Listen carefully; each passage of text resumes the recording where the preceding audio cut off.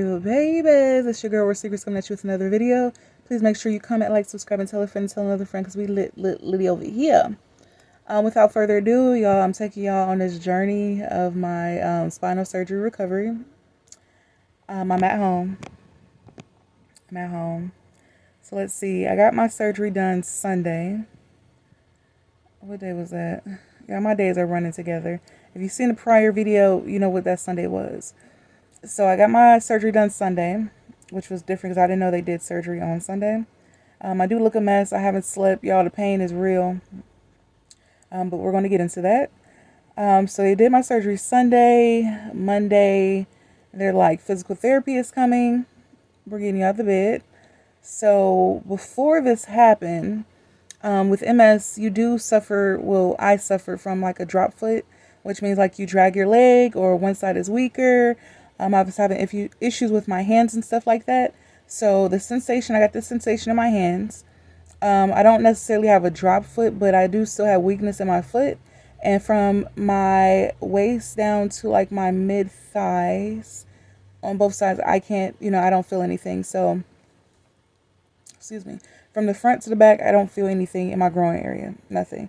I don't feel touch. Using the restroom. I haven't made a bowel movement, so that's something that I'm just honestly scared for. But back to the hospital. So they had me do physical therapy, basically walking with the walker. Why do I keep having the urge to like swallow and feel like I'm suffocating? So basically, for those who might not know or didn't see the prior video, I have MS. MS messes with your mobility and, your limbs, your brain, your spine. So unfortunately, I developed a spine situation where my lower spine disc was pressing down on my nerves, which was causing me to have no feeling, not able to walk, numbness in, my pelvic area, back pain, very bad and stuff like that. So it was just this big old bone, your spine, because your spine is made out of bone fragments, is just sitting on these nerves. And, your nerves is just like, probably like a Twizzler. Twizzlers are gummy and stuff, but they still have structure. So imagine a big old bone crushing down, but not actually breaking through, but crushing down and paralyzing your nerves, So basically, they told me that even after the surgery, it's still going to take time for me to feel sensation, which I don't feel any sensation. So it's like when I have to pee, my gut is telling me, and it feels like I have to pee because it's filled, but I can't empty it because my nerves, I can't control my nerves to say, okay, push, let's push. Like, I can feel in my stomach, like, when you're full, or you be like, oh, I gotta pee real quick. I can feel the sensation I have to pee, but I don't have the sensation of controlling my nerves to actually push the urine out or push the bowel movement out. So, I wasn't on a limited diet or anything. They had me on regular food. Everybody know hospital food sucks because it doesn't have any seasoning and it's just whatever. Can't complain. At least I still ate. I ain't missed no meals. Let's see. Everybody's bedside manners were great. Don't have any complaints with that. Let's see. The next day, so Monday, the neurosurgeon came in and asked me how I'm doing, how my pain is. I'm like, my pain is an 8 or 9, which it still is today. And they took the drain out because it was on like a little blood. It wasn't nothing that was concerning, so they took the drain out. I didn't feel them take the drain out. They did tell me that I do have staples in my back for now until I have to do my follow-up to do the staple removal in 2 weeks. And then they'll let me know what I can and cannot do. I'm currently off of work. What else? Let me see. Sunday, Monday. Tuesday, same thing. Physical therapy, just, walking, getting up and out of the bed correctly, doing the log roll, just everything, y'all. They're taking blood and, I'm on prescriptions because, where I was at, where I laid down, y'all, I gotta brush my teeth. Don't judge me. Judge your mama. What I later found out is that I was on the trauma unit floor, which means everybody on that floor was recovering from a broken something, whether it was like broken bones, broken spine, broken face, cracked skull. Like it was something dealing with their bones. Something was broken.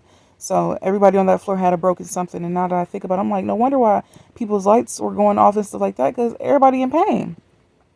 The first night or two there, I didn't have a roommate. I had my own room, and then I guess they felt like I was, doing good, so they transported me to one floor and then to the trauma floor, which I had a roommate. She was pretty cool. She was older.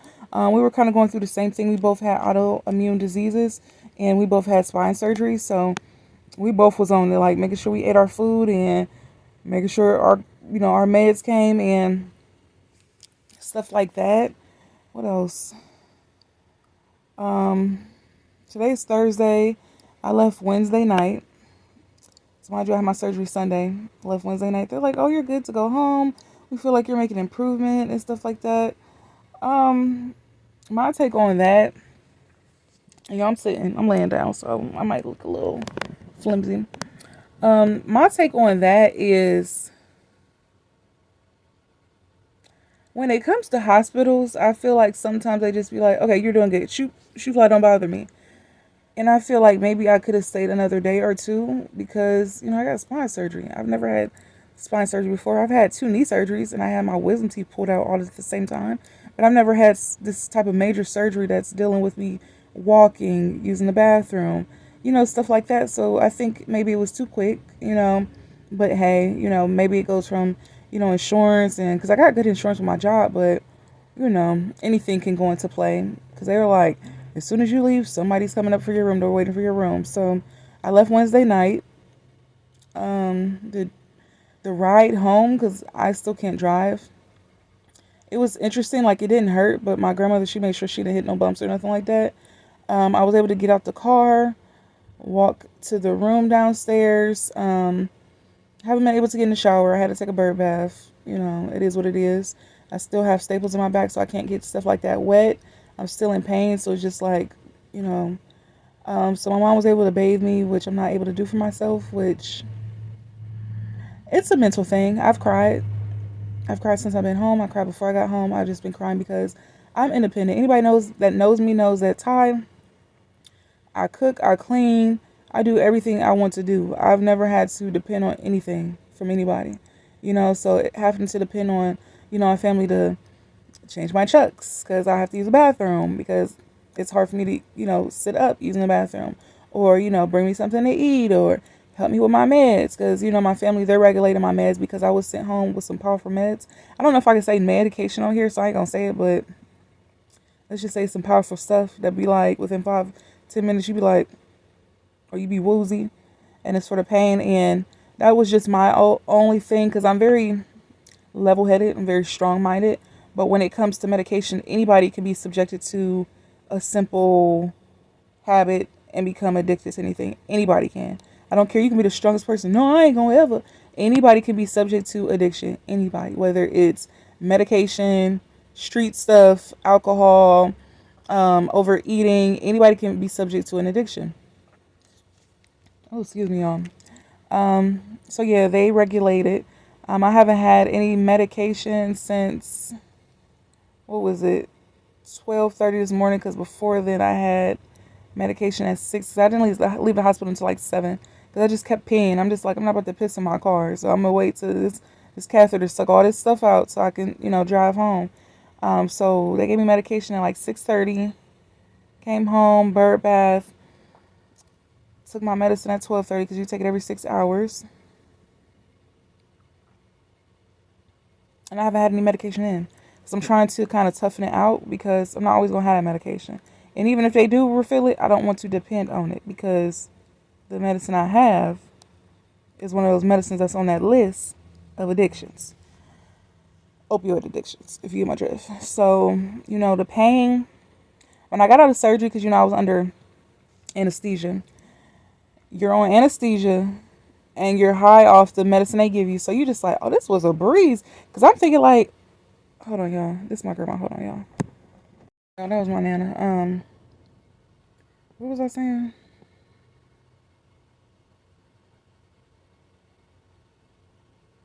Oh, on a scale of 1 to 10, so when you come out, you're on those medications. So I felt like, okay, I got this. I can handle it. It's cool. When that wore off, like later on that day, the next day, I was in pain. Scale of 1 to 10, a 10 the day after. Which during the prep for the surgery, which was crazy because I had to take this out and my tongue piercing out because they told me that I was going to be incubated. So they had to put a tube down my throat because of the surgery. So I had to only take those piercings out and my other piercings. I have some other ones. So, during that time, that was weird because they wheeled me in there and it's this real thin board. And I'm just like, how my big self gonna get on that board with all this butt and boobs I got? I don't know. All I know is they rode me in there. My mom, my grandma, my auntie was there. They rode me in there. They was talking about Halloween. Mind you, it's Sunday. They're talking about Halloween. I think Halloween was Tuesday. They, looking at their phones, showing me stuff. And I guess that was a distraction tactic. And it was like, you're going to feel, we're going to put some medicine in your IV. And you're just going to feel a little, groggy and stuff like that. But it's okay. It's just a drug. So she said that as soon as she administered that medicine, within like 2 minutes, the door, like the whole scene got wavy. Just wavy. And I was just out. I can't tell you what happened, how I got on the table, who lifted me up, how many doctors does it take to lift up a big girl? I don't know. I can't tell you anything. My mom told me that they came out and told her that everything was fine. The surgery was good. I think it took like 1 to 2 hours. Surgery started at 7:40 because it took me some time to get my piercings out because we were supposed to start at 7, but they basically was like, we need these piercings out. So I was like, okay. Then I had to cut a nail because they had to get my oxygen. So I was just like, I'll take everything out because one dude was like, well, we have to take, sir, it's no problem. I'll take it out. I do my own nails. It's fine. The piercings, it's fine. So that was that. So now that it's Thursday, there's that about Sunday, Monday, Tuesday, Wednesday, Thursday. Oh, Monday, Tuesday, Wednesday, Thursday. So like 4 days after, what is my pain tolerance? It's still lingering around an 8 or a 9. And once again, I haven't had no medicine since 12:30 last night or this morning because I don't want to be dependent on the drugs they provided. I haven't ate anything because I really haven't been hungry. I've been taking like little cat naps because now I'm able to sleep because when you're in the hospital, they're coming in to take blood, take your blood pressure, check your catheter, emptying that out, checking your temperature, your oxygen, giving you your meds throughout the day. So, stuff like that. I'm glad I'm able to be at home now. It's just now it sinks in like, oh, I don't got that catheter no more. So I have to kind of press on my stomach and force the pee to come out. I'm on chucks. So that's something that's, I've never had to do that. I've never had to have somebody, well, when I had knee surgery, but someone to have to like bathe me and wipe me off. And it's just kind of like a mind over matter thing. Yeah, it's a lot. Do I regret getting it? I've told my family yes, I do because it hurts. It's painful. It's your I was gonna say it's your damn spine. It's your damn spine. This ain't no little boo boo. This is a bone. And then nerves. Right now, they was not working and they're still trying to heal to work. So I don't know how long it's gonna take for me to get the sensation back. And it's just a scary thing, having to get up certain times just to sit up, make sure I'm doing my at-home physical therapy until the at-home physical therapist starts. So, I'm going to have someone come out to my home to do physical therapy. But in the meantime, I do what physical therapy taught me in the hospital. So, little stretches, making sure I'm, sitting up for, a moment so I don't have my back lock up. Or it's just a lot, y'all. It's a lot. It's a lot. I'm trying to be strong. It's not like I had a choice to get the surgery, to get it or not to get it. It was basically emergency surgery that I had to get. And it's a lot. It takes a lot, a toll on you because you go from being independent, being fine, just having MS and, having to rock with that. So now you have to get spine surgery. And, now we have to wait 2 weeks for this as far as the healing process. So 2 weeks, I'm supposed to go get the staples removed and then they let me know how's it going. So I'm just like, I just want to walk again. I can walk, but I just want to walk regularly. I want to be able to pee again. I don't want to be in pain no more. I don't want to have to, you know, deal with taking the medicine. So my family like, don't be hard headed. Just take it if you need it. So I think I'm gonna end up taking some when my grandma get home with my food. But it's a lot, y'all. You know, school. I let my professors know. So I try to make sure I stay on top of that. So it's just a lot. Definitely pray for you, girl. I'm taking y'all through this journey. This is day 5, and I feel like crap. Feel like crap, look like crap. My eyebrows growing. My mom even told me that my unibrow growing, thanks to my dad. But yeah, y'all. So, and this is a journey. Day 5. Hope to see you guys on the next one. Bye.